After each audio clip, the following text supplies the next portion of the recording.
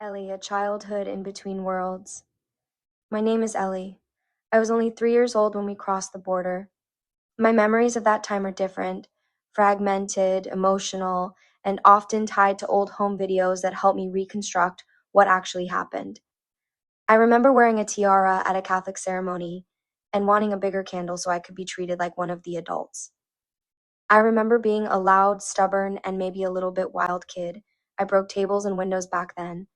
What really stands out from those early years isn't the journey itself, but the emotional climate at home. I remember my mother being deeply, consistently sad. And I remember my sister, Andrea, she's 6 years older, stepping into a protective, almost maternal role. For me, my sister was my true guardian. My biological father felt like a distant figure, emotionally absent to the point that, in my words, he was always dead to me even before he actually passed away. Later, questions surfaced about the likelihood that my sister and I had different biological fathers, which led to talk of a DNA test. My earliest sharp memory of loss comes from my great grandfather's funeral in Mexico. I remember the smell in the room, the flag draped over the casket, and the raw grief of my mother crying from her soul.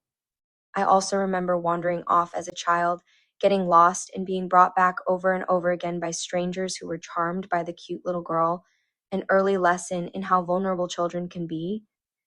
I do remember arriving at the aunt's house in Santa Ana. In my mind, it was raining. I recall sleeping in the living room and just feeling comfort because Andrea was there, even though I had no idea about the complex lies and logistics being spun around us by the adults. For me, the big emotional moment was also the reunion. I remember my mother arriving days later, covered in bruises, so changed that at first I didn't recognize her. When it finally clicked that this hurt, battered woman was my mother, something inside me locked in while life was unstable. My mother would always fight to come back, which I never doubted. Soon after, our family's path took a detour through Texas. We spent time in a town literally named White Settlement, where I joke we were the only Mexican family in the whole place.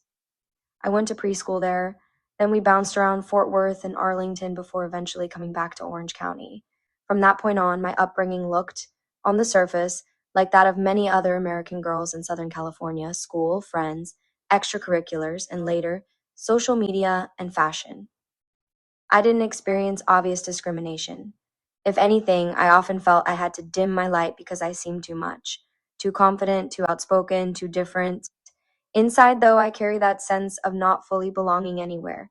Born in Mexico, raised in the United States, living in a mixed status family, my identity has always existed in between worlds.